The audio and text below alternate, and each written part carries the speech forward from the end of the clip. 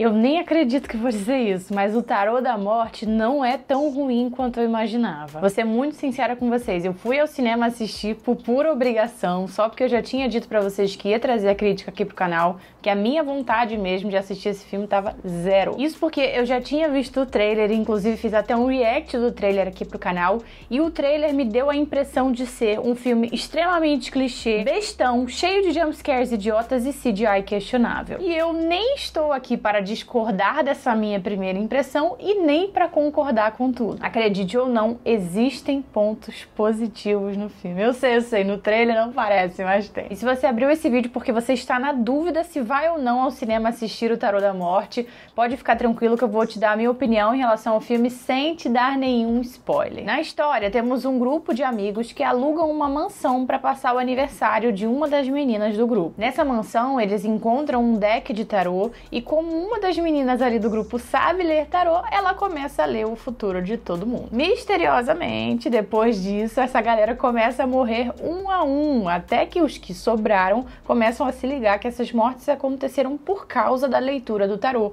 Então eles precisam arrumar um jeito de acabar com isso. O que mais me incomodou no trailer de Tarô da Morte foram duas coisinhas que são diretamente ligadas a um clichê do terror que eu acho que dá raiva em todo mundo, que é personagens tomando atitudes idiotas que eles sabem que não deveriam tomar. A primeira, então, foi o fato deles terem encontrado o deck em um local onde eles não deveriam entrar. E a segunda foi o fato da menina que sabe ler as cartas de tarô saber da regra de que você não pode ler com o tarô de outra pessoa, que é, entre aspas, proibido, e mesmo assim fazer a leitura. Esse é o tipo de coisa que faz com que quem tá assistindo o filme já comece a não levar a história a sério, porque você se coloca no lugar daquela pessoa e pensa, eu jamais faria uma idiotice dessas. Ou seja, aquele personagem agiu de forma, entre aspas, irreal, porque qualquer pessoa real não tomaria aquela atitude. Logo, filmes que fazem isso parece que estão forçando a barra para as coisas acontecerem. A história não se desenvolve de modo que as pessoas tomem atitudes naturais do ser humano,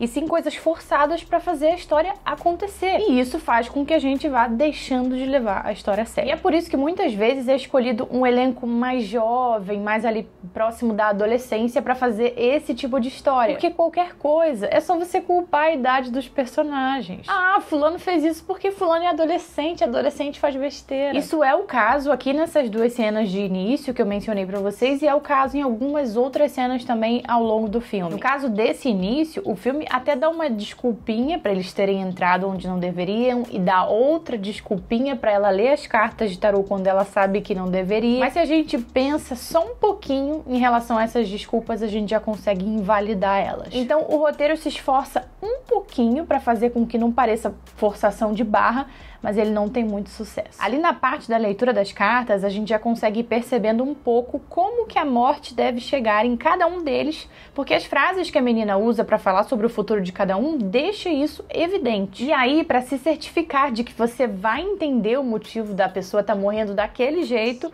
o filme dá um jeitinho ali de te lembrar o que foi dito na leitura das cartas para aquela pessoa. Lembra da franquia Premonição? Lembra como a forma como as pessoas morreriam era mostrada de forma sutil nas fotos que eram tiradas delas? O Tarô da Morte parece que se inspirou um pouquinho nisso e trouxe esse conceito para a versão tarô. Em alguns momentos isso acaba sendo legal e em outros acaba sendo chatinho. Eu acho que essas frases que a menina usou na hora da leitura podiam ter sido um pouco mais sutis, como as fotos de premonição. O ideal seria que na hora da leitura a gente não conseguisse visualizar tão bem como seria a morte da pessoa. Ou seja, que fosse algo um pouquinho mais confuso, sabe? Tipo um enigma. Como se a frase que a menina disse fosse um enigma e na hora que a pessoa fosse morrer, a gente fosse juntando as peças e fosse entendendo naquela hora o que a frase queria dizer. E como não foi assim, as frases que a menina usou na hora de fazer a leitura de cada um deles acabaram fazendo com que algumas mortes ficassem previsíveis. Felizmente, a previsibilidade não impediu que algumas cenas de morte fossem legais. Obviamente, eu não vou dizer quantas cenas de morte o filme tem para não estragar para vocês, né? Para vocês não saberem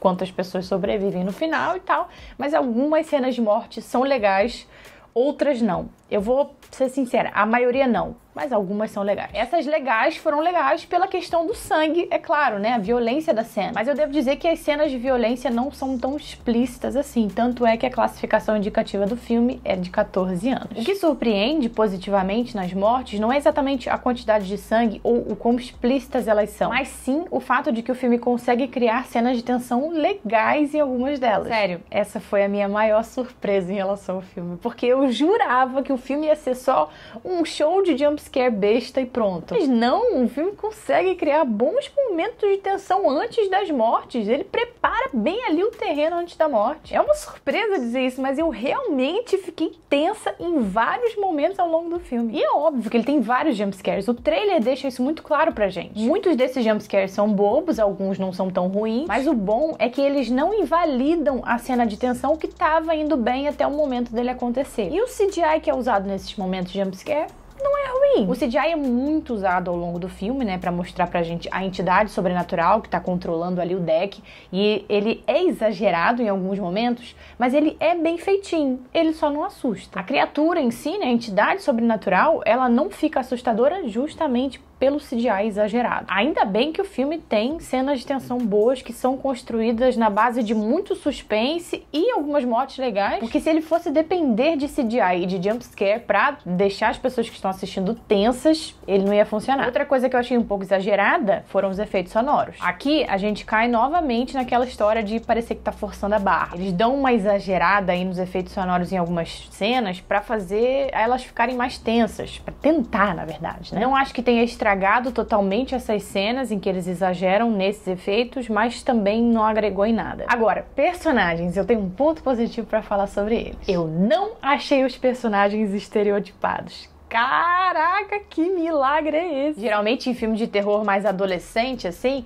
a gente tem os estereótipos todos ali no grupo, né? Tem aquele cara que se acha fodão, tem a menina popular, tem a tímida, toda essa galera. Os personagens de O Tarô da Morte, pelo menos ao meu ver, não se encaixaram nesses padrões do clichêzão adolescente. Vários deles fazem besteiras, né? Como eu falei pra vocês lá no começo do vídeo, mas nessa questão da personalidade, geralmente, quando é estereotipado assim, o grupo todo em um filme de terror, sempre tem um ou mais personagens que eu, pelo menos, acho insuportável. Nesse filme, eu incrivelmente não achei ninguém insuportável. Eles são previsíveis, tomam atitudes previsíveis, mas eles não são insuportáveis. E por falar em previsível, a resolução do filme não foge dessa característica, infelizmente. Tanto a forma que eles usam para descobrir o que está acontecendo com eles, quanto a forma que eles usam para combater a entidade é totalmente previsível e 100% dentro do padrãozinho desse tipo de filme. Antes deles falarem em voz alta que iam fazer, eu já sabia o que tinha que fazer para acabar com a entidade e foi exatamente isso que eu pensei que eles fizeram. Inclusive, é muito fácil para eles descobrir o que está acontecendo com eles. Eles descobrem rapidamente. Na verdade, o filme todo é rápido. Falando sério, o filme é muito rápido. Quando eu digo rápido, eu não tô falando nem sobre a questão da duração mesmo, porque ele tem 1h30, normal. Eu tô falando dos cortes. O filme parece que foi editado por alguém que não gosta de deixar nenhum momento sem diálogo. Até as mortes é uma seguida da outra. Aconteceu, cortou, vai pra próxima. Aconteceu, cortou, vai pra próxima. A galera do grupo mal tem tempo de ficar triste pelo amigo que morreu daquela vez. Essa rapidez com que as coisas acontecem, eu pelo menos levei como algo positivo, porque se tem um negócio que eu não suporto é filme que enrola. E é impossível alguém dizer que O Tarô da Morte enrola pra desenvolver a sua história. Pra concluir, eu tava esperando uma parada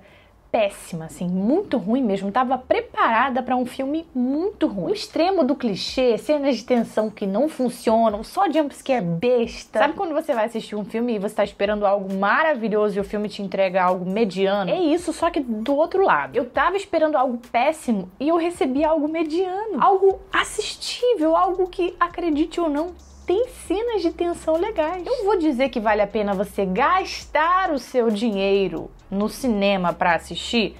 Não, mas quando chegar nos serviços de streaming, eu acho que pode servir de passatempo. Mas é claro, essa é só a minha opinião, me conte a sua aqui embaixo nos comentários, caso você já tenha assistido. E se você não for inscrito aqui no canal, já te peço para se inscrever, porque se você abriu esse vídeo é porque você gosta de terror, e se você gosta de terror, você está no lugar certíssimo. Beijinhos e até a próxima.